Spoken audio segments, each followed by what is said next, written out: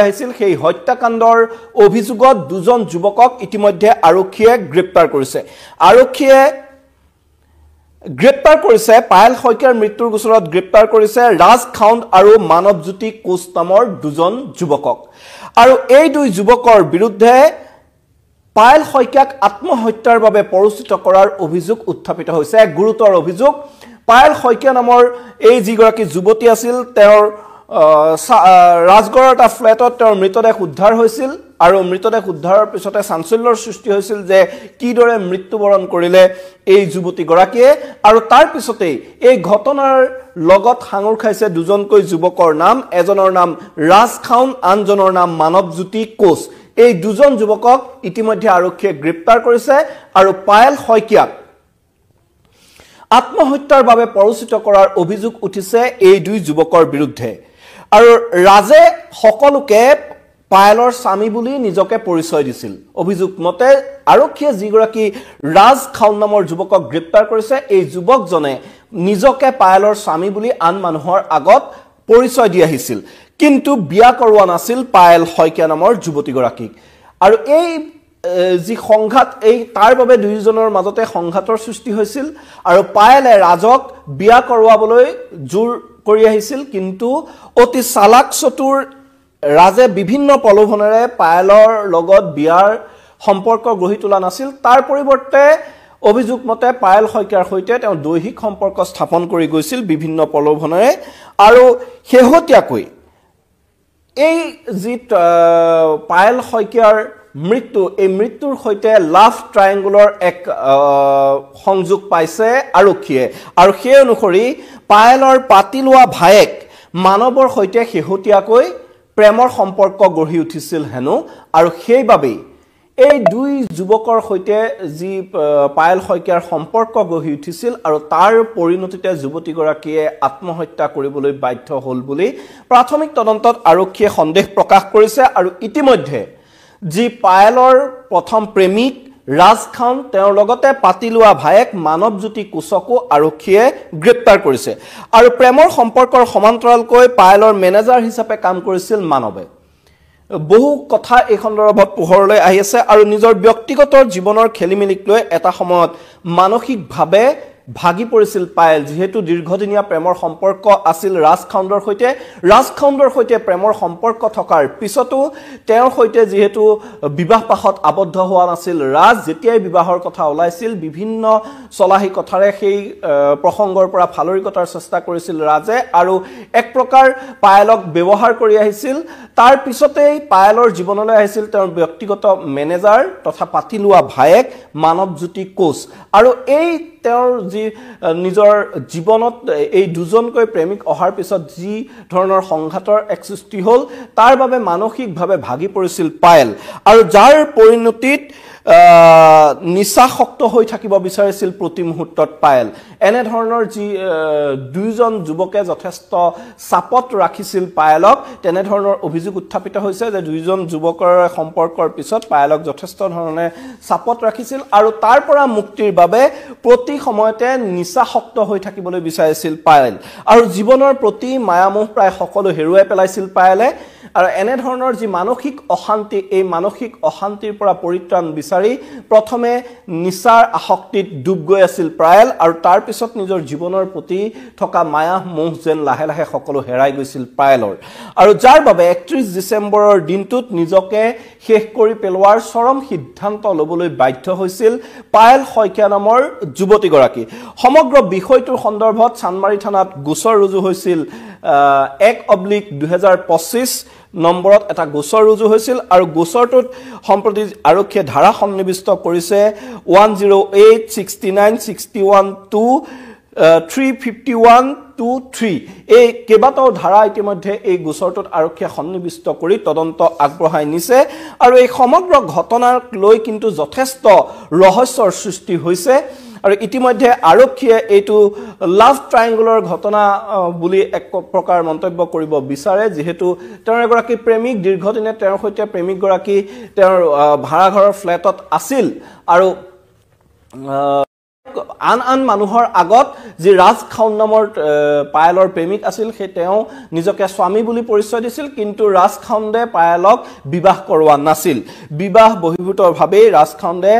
যুৱতীগৰাকীৰ লগত বসবাস কৰিছিল আৰু যেতিয়াই পায়েলে ৰাজ খাউন্দৰ সৈতে বিবাহৰ কথা উলিয়াইছিল তেতিয়াই বিভিন্ন প্ৰসংগৰে ফালৰি কাটিছিল আৰু যাক লৈ মানসিক হতাশাত ভুগি আছিল দীৰ্ঘদিনে পায়েলে আৰু তাৰ পিছতে পায়েলৰ জীৱনলৈ আহিছিল মানৱজ্যোতি কোচ এটা তেওঁৰ পাতি লোৱা ভায়েক তথা মেনেজাৰ এই মানৱজ্যোতি কোচ তেওঁৰ জীৱনলৈ অহাৰ পিছত তিনিওৰে মাজত যথেষ্ট সংঘাত বাঢ়িছিল আৰু তাৰ পিছতে তীব্ৰ মানসিক অশান্তিত ভুগি চৰম হতাশাত ভুগিছিল পায়েল শইকীয়াই যি কাৰণে পায়েল শইকীয়াই এতিয়া এনেদৰে চৰম সিদ্ধান্ত ল'বলগীয়া হ'ল বুলি এক প্ৰকাৰ প্ৰাথমিক তদন্তত আৰক্ষীয়ে প্ৰকাশ কৰিছে আৰু সেইদিনা কি হৈছিল প্ৰকৃততে 31 ডিচেম্বৰৰ নিশা প্ৰকৃততে কি হৈছিল এক সূত্ৰ মতে মৃতদেহ উদ্ধাৰ হোৱাৰ পূৰ্বে ফ্লেটত চলিছিল সুৰাৰ আড্ডা সেইদিনাও 31 ডিচেম্বৰৰ নিশা পাৰ্টি হৈছিল আৰু পাৰ্টি সময়ত খুৰাৰ আড্ডা চলিছিল তেওঁলোকৰ ফ্লেটত আৰু আমাৰ হাতত এই মুহূৰ্তত আহি পৰিছে যি দুজন যুৱকক আৰক্ষীয়ে গ্ৰেপ্তাৰ কৰিছে তেওঁলোকৰ কিছু দৃশ্যাংশ আমি দেখুৱাব বিচাৰিছো এই ফ্লেটটোতেই সংঘটিত হৈছিল 31 ডিচেম্বৰৰ নিশা সেই চাঞ্চল্যকৰ ঘটনা সিসিটিভিত কিছু ভিজুৱেল আবদ্ধ হৈছিল আৰু তাৰ তথ্যৰ ভিত্তিতে সিসিটিভি ভিজুৱেলছৰ ভিত্তিতে আৰক্ষীয়ে এই অভিযান আৰম্ভ কৰিছিল অভিযান আৰম্ভ কৰি দুজন যুৱকক এজন তেওঁ যি পাতি লোৱা ভায়েক মানৱজ্যোতি কোচক আৰু এজন তেওঁ যি পাতি লোৱা ভায়েক মানৱজ্যোতি কোচক আৰক্ষীয়ে গ্ৰেপ্তাৰ কৰিবলৈ সক্ষম হৈছে তাৰ বিপৰীতে আনজন যি তেওঁৰ প্ৰেমিক আছিল ৰাজ খাউন সেই প্ৰেমিক ৰাজ খাউনকো আৰক্ষীয়ে গ্ৰেপ্তাৰ কৰিবলৈ সক্ষম হৈছে এইজন হৈছে ৰাজ খাউন পায়েলৰ প্ৰেমিক এই দুজন যুৱকক আৰক্ষীয়ে ইতিমধ্যে গ্ৰেপ্তাৰ কৰিবলৈ সক্ষম হৈছে আৰু চানমাৰীৰ যি দয়াসাগৰ ৰেঙনি এপাৰ্টমেণ্টৰ সিসিটিভি সেই সিসিটিভিত 31 ডিচেম্বৰৰ নিশা বন্ধু হৈছিল পায়েল সহ তেওঁৰ বন্ধুৰ নিশাৰ কিছু গতিবিধি আৰু প্ৰতিদিনে খুৰাৰ পাৰ্টি চলিছিল পায়েলৰ H4 নম্বৰৰ যিটো ফ্লেট আছে সেই ফ্লেটটোত প্ৰতিবেশীসকলে জনোৱা মতে প্ৰতিদিনেই সেই যি H4 নম্বৰৰ ফ্লেটটো আছিল যিটো ফ্লেটত পায়েল থাকিছিল সেই ফ্লেটটোত খুৰাৰ পাৰ্টি চলিছিল আৰু যিদিনা পায়েলৰ মৃতদেহ ৰহস্যজনক পৰিস্থিতিত উদ্ধাৰ হৈছিল সেই দিনাও কিন্তু সেই ফ্লেটটোত 31 ডিচেম্বৰৰ নিশাও খুৰাৰ আড্ডা বহিছিল আৰু সিসিটিভিত তেওঁৰ দুই বন্ধু তথা পায়েলৰ কিছু গতিবিধি আৰক্ষীয়ে লাভ কৰিবলৈ সক্ষম হৈছিল আৰু মানৱ আৰু মনোজ নামৰ দুই বন্ধুৰে আছিল পায়েলৰ ঘনিষ্ঠ সম্পৰ্ক ইতিমধ্যে আমি কৈছোৱে আৰু ঘটনাৰ পূৰ্বে ফ্লেটৰ কৰিডৰত পায়েল আৰু মানৱৰ মাজত হৈছিল কাজিয়াৰ সূত্ৰপাত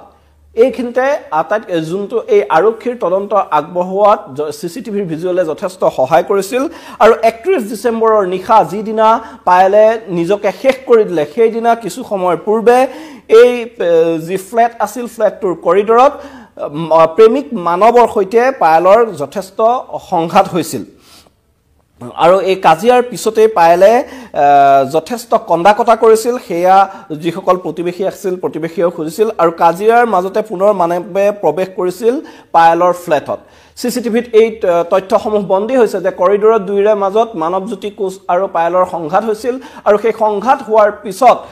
পায়েলে যথেষ্ট কণ্ডাকটা কৰিছিল আৰু সেই কণ্ডাকটাৰ পিছতেই কিন্তু অতি খঙত পায়েলৰ ফ্লেটত প্ৰৱেশ কৰিছিল মানৱজ্যোতি কোচে যিগৰাকী পায়েলৰ পাতি লোৱা ভায়েক তথা মেনেজাৰ আছিল আৰু শেহতীয়াকৈ পায়েল আৰু তেওঁলোকৰ মাজত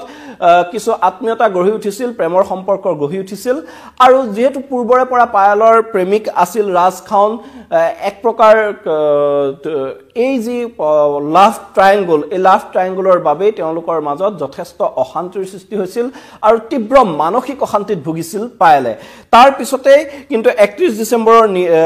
দিনৰ ভাগত পায়েলে দৰ্জা বন্ধ কৰি ফ্লেটত সোমাই আছিল এই ধৰণৰ কিছু ঘটনা ক্ৰম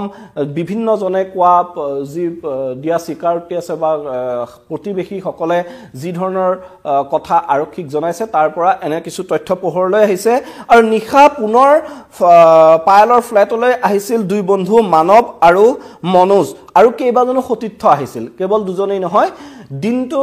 ফ্লেটত দুৱাৰ বন্ধ কৰি পায়েল সোমাই আছিল আৰু নিশালৈ কেইবাজনো বন্ধু আহিছিল লগতে কিন্তু মানৱো আহিছিল আৰু সেই যিটো পায়েলৰ ফ্লেট আছে সেই ফ্লেটটোত এক খুৰাৰ আড্ডা বহিছিল আৰু বিগত 3 মাহ ধৰি পায়েলৰ সৈতে সম্পৰ্ক আছিল মানৱ নামৰ যুৱকজনৰ আৰু ৰাজ নামৰ এজনক স্বামী বুলি পৰিচয় দি ফ্লেটটো ভাড়ালৈ লৈছিল পায়েল শইকীয়াই এই যি কথা ইতিমধ্যে আমি উল্লেখ কৰিছো যে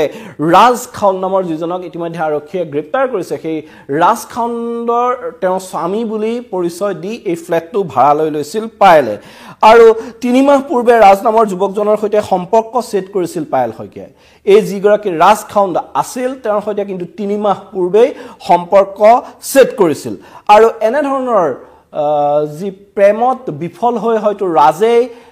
এই যুৱতীগৰাকীক মৃত্যুৰ মুখলৈ ঠেলি দিলে নেকি নে মানৱে ৰাজৰ সৈতে পুনৰ সম্পৰ্ক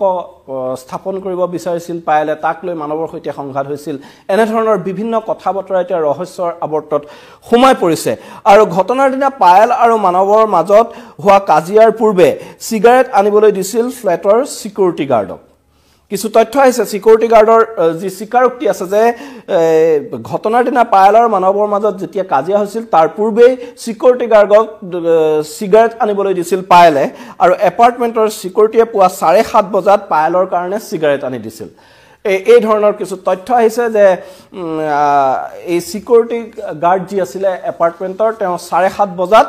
পায়েলক সিগাৰেট আনি দিছিল আৰু তাৰ পিছত ফ্লেটৰ দুৱাৰ বন্ধ কৰি দিনটো ফ্লেটতে আছিল পায়েল আৰু দিনটো ফ্লেটতে থকাৰ পিছত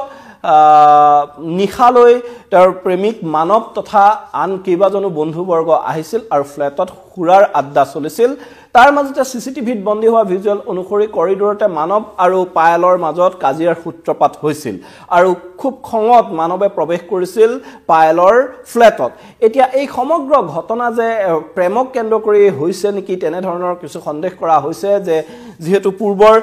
নিজকে স্বামী বুলি পৰিচয় দিয়া ৰাজ খাউনৰ সৈতে 3 মাহৰ পূৰ্বে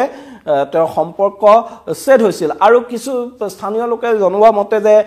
3 মাহ পূৰ্বে এই যে ৰাজ খাউনৰ সৈতে তেওঁলোকৰ ফ্লেটৰ তলতে কাজিয়াৰ সূত্ৰপাত হৈছিল দুৰ্বাদল কাজিয়া লাগিছিল আৰু তাৰ পিছত তেওঁলোকৰ মাজত সম্পৰ্ক সেট হৈছিল তাৰ পিছত ৰাজ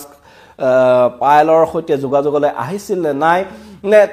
আৰু লাহে লাহে ৰাজৰ পৰা আতৰি মানৱৰ সৈতে পাতি লোৱা ভাইক মানৱৰ সৈতে প্ৰেমৰ সম্পৰ্ক গঢ়ি উঠিছিল পায়েলৰ কিন্তু দুইজন প্ৰেমিকৰ লগত সম্পৰ্ক এজনৰ লগত সম্পৰ্ক ছেদ হৈ নতুন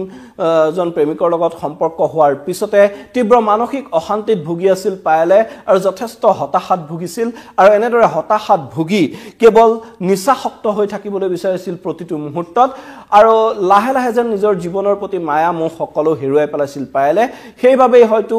2024 বৰ্ষৰ শেষৰ দিনটোত আৰু নৱবৰ্ষক আদৰাৰ যি উন্মাদনাত সমগ্ৰ বিশ্ব ডুবি আছিল সেই সময়তে পায়েলে নিজৰ জীৱনটোক শেষ কৰি পেলালে কিন্তু এটা কথা ঠিক যে এইখিনিত পায়েলে আত্মহত্যাই কৰিলে নে হত্যাই কৰিলে সেই কথা এতিয়ালৈকে সম্পূৰ্ণ স্পষ্ট হোৱা নাই যি মৰণোত্তৰ পৰীক্ষাৰ প্ৰতিবেদন সেই প্ৰতিবেদনে স্পষ্ট কৰিব কিন্তু পায়েলৰ হত্যাৰ সৈতে জড়িত থকাৰ অভিযোগত এই দুজনকৈ ৰাজ খাউন আৰু মানৱজ্যোতি কোচ নামৰ দুজন যুৱকক আৰক্ষীয়ে গ্ৰেপ্তাৰ কৰিছে আৰু তেওঁলোকৰ বিৰুদ্ধে মূল অভিযোগটো হৈছে পায়েলক আত্মহত্যাৰ বাবে প্ৰৰোচিত কৰিছিল ৰাজ আৰু মানৱে এক প্ৰকাৰ দুইজনে তীব্ৰ মানসিক হেঁচা প্ৰয়োগ কৰিছিল পায়েলৰ ওপৰত যিভাবে মানসিকভাৱে ভাগি পৰিছিল পায়েল চূড়ান্ত হতাশাত ভুগি নিচাত ডুবি থাকিছিল প্ৰতি সময়তে পায়েল আৰু নিজৰ জীৱনৰ প্ৰতি মায়ামোহ এৰি হয়তো এনে ধৰণৰ চৰম সিদ্ধান্ত বাছি ল'বলৈ বাধ্য হৈছিল পায়েল আৰু পায়েলৰ এই যে ব্যক্তিগত জীৱন তাক লৈ যথেষ্ট প্ৰশ্ন উত্থাপিত হৈছে যেহেতু ছাত্ৰীবাৰীত ঘৰ আছিল যুৱতী গৰাকীৰ আৰু ছাত্ৰীবাৰীৰ ঘৰত অকলশৰীয়া মাতৃ অকলে আছিল কিন্তু তেওঁ এই যি